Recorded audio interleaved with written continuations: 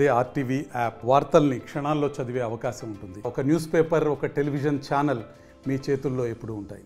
పర్యావరణానికి హాని కలగకుండా వినాయకుల నిమజ్జనం, వినాయకుల చవితి నిర్వహించాలని ప్రభుత్వం ఆదేశించింది. అందుకే దేశవ్యాప్తంగా కూడా ప్రతి ఒక్కరూ మట్టి గణపతినే పూజించాలనే ఆలోచనతో ప్రతి ఒక్కరు ఈ మధ్య మట్టి గణపతుల వైపు వెళ్తున్న పరిస్థితి నెలకొంది. నిజామాబాద్ జిల్లాలో 54 అడుగుల మట్టి వినాయకుడిని తయారు చేశారు. మన వెనకాల ఉంది చూడొచ్చు. ఏదైతే గత కొన్ని సంవత్సరాలుగా మట్టి వినాయకుడిని పూజించడమే ప్రత్యేకంగా ఈ గణపతి ఉత్సాహ కమిటీ ఏర్పాటు చేసుకుంది. 54 అడుగుల గణపతిని తయారు చేస్తున్నారు. ఇక్కడ మనతో మాట్లాడేందుకు నిర్వాహకులు ఉన్నారు. ప్రధానంగా ఎన్ని సంవత్సరాల నుంచి ఈ మట్టి వినాయకుడిని తయారు చేస్తున్నారు, అసలు వారికి ఎందుకు పర్యావరణాన్ని కాపాడాలనే ఆలోచన వచ్చిందనే అంశానికి సంబంధించి వారిని చెప్పండి. ఎక్కడైనా సరే ప్లాస్టర్ ఆఫ్ పారిస్ వినాయకుల్ని వాడుతున్న పరిస్థితి ఈ రోజుల్లో ఉంది. మీరు గత కొన్ని సంవత్సరాలుగా మట్టి వినాయకుని తయారు చేస్తున్నారు. 54 అడుగుల మట్టి వినాయకుని ఇదే ప్రాంతంలో తయారు చేసి ఇక్కడే నిమజ్జనం చేస్తుంటారు. అసలు ఏంది పరిస్థితి, ఎందుకు మీకు ఆలోచన వచ్చింది?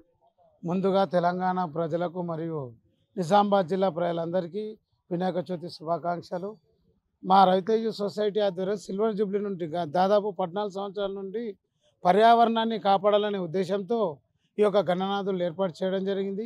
36 అడుగులతోటి 2012లో స్టార్ట్ అయిన మా సిల్వర్ జూబ్లీ ప్రస్థానం ఇప్పుడు 54 అడుగుల భారీ మట్టి వినాయక విగ్రహం తోటి ఇదవుతుంది. కాబట్టి మేము అందరికి చెప్పేది ఏంటంటే గణేష్ మండలాలకు మట్టి గణపతిని పూజించండి, పర్యావరణాన్ని కాపాడండి. ఎందుకంటే రాబో రోజుల్లో కూడా జనసందం అంతా అతలాకుతలం అవుతుంది. ఎందుకంటే రసాయనాలు కలుషితమై మొత్తం పర్యావరణాన్ని హానికరంగా ఉంటుంది. కాబట్టి దాన్ని దృష్టిలో పెట్టుకొని అందరూ కూడా మట్టి గణపతులనే పూజించాలి. అంటే మీరు ఇంతకుముందు ఒక్కొక్క అడుగు తగ్గిస్తామని చెప్పినట్లు తెలుసు. ఈసారి 54 అడుగులు ఉంది. గతంలో ఎన్ని అడుగుల వరకు ఉండే, అసలు 60 అడుగులకు చేస్తామని చెప్పారు. హైదరాబాద్ ఖైరతాబాద్ వినాయకుడి తరహాలో నిర్మాణం చేపడతామన్నారు. కానీ ఎందుకు మీరు ఆ ఆలోచనను విరమించుకున్నారు?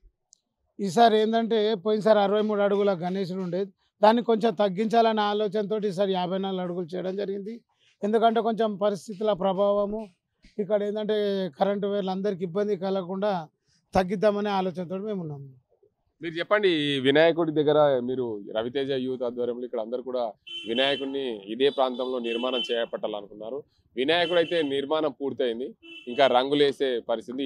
ఇదే రోజు వినాయక చవితి. అసలు ఏంది అసలు పరిస్థితి, ఎందుకు ఆలోచన? ఇంత పెద్ద విగ్రహాన్ని పూర్తి చేయాలంటే అనేక కారణాలు ఉంటాయి. కాబట్టి ప్రతి యూత్ సభ్యుడు కూడా సహకరిస్తున్నారు, పని జరుగుతుంది. ఆల్మోస్ట్ సాయంత్రం వరకు అన్ని వరకు కూడా పూర్తవుతాయండి. మీరు చెప్పండి, వినాయకుడికి సంబంధించి ప్రతి సంవత్సరము మీ యూత్ ఆధ్వర్యంలో వినాయకుడిని నిర్మాణం చేపడతారు. 63 అడుగుల నుంచి 54 అడుగులకు తీసుకొచ్చారు. అంటే రాను రాను కుదిస్తారా, ఇంకా ఎలా ఉంటుంది? అంటే అలాంటిది ఏం లేదు. కాకపోతే ఏంటంటే ఎటువంటి ఇబ్బంది కలగకుండా ఇక్కడ ఎలక్ట్రికల్ లైన్స్ పెద్ద పోల్లు ఉన్నాయి కాబట్టి దానికి ఇబ్బంది అవుతుందని ప్రతి సంవత్సరం కొంచెం ప్రాబ్లం అవుతుంది. దాన్ని దృష్టిలో పెట్టుకొని కొంచెం ఈ సంవత్సరం మాకు ఈ కార్యకారులు కూడా అందుబాటులో లేకపోవడము, గతంలో చేసిన ఆయనకు కొంచెం అక్కడ కలకత్తాలో వారి కుటుంబంలో ఏదో ప్రాబ్లం అయితే డిలే అయింది. వారు రాకపోవడంతో వేరే వారిని తీసుకొచ్చి తక్కువ టైంలో ఈ కార్యక్రమం చేద్దామంటే అంత ఎత్తున కుదరాలి కాబట్టి కొంచెం కుదించడం జరిగింది. ఎన్ని రోజుల నుండి వినాయకుని తయారు చేసేందుకు ఇక్కడ కూలీలు వచ్చారు? దగ్గర ఒక 15 days అవుతుంది. ఇక్కడ 15 రోజుల నుంచి భారీ మట్టి వినాయకుని తయారు చేయడంలో వాళ్ళు పాల్గొన్నారు. ప్రధానంగా చూడొచ్చు, గత 15 రోజుల నుంచి మట్టి వినాయకుని తయారు చేసేందుకు కలకత్తా తదితర ప్రాంతాల నుంచి కూలీలను అయితే తెప్పించాం. ఇక్కడ కొన్ని అనివార్య కారణాల ప్రతి సంవత్సరం గణపతిని చేసే వ్యక్తులు ఈసారి అందుబాటులో లేకపోవడం, అక్కడ అనారోగ్య కారణాల వల్ల, ఇతర కారణాల వల్ల అక్కడ నుండి కూలీలు రాకపోవడంతో కొంచెం గణపతి నిర్మాణం అయితే ఆలస్యం జరుగుతుంది. ఈరోజు వినాయక చవితి సందర్భంగా సాయంత్రం పూజలు అందుకుంటుందని మేము ఆశిస్తున్నాం. ఇప్పటికే సగం వరకు కూడా కొంత కలర్స్ అయితే పూర్తయ్యాయి, మరికొద్ది కలర్స్ ఉన్నాయి. ఆ కట్టెలన్నీ కూడా తీసేసి మేము ఇదే ప్రాంతంలో 11 రోజుల పాటు వినాయకుని ఇదే ప్రాంతంలో 11 రోజుల పాటు పూజలు చేసిన అనంతరం ఇక్కడనే వినాయకుని నిమజ్జనం చేస్తామని అయితే చెప్తున్నారు.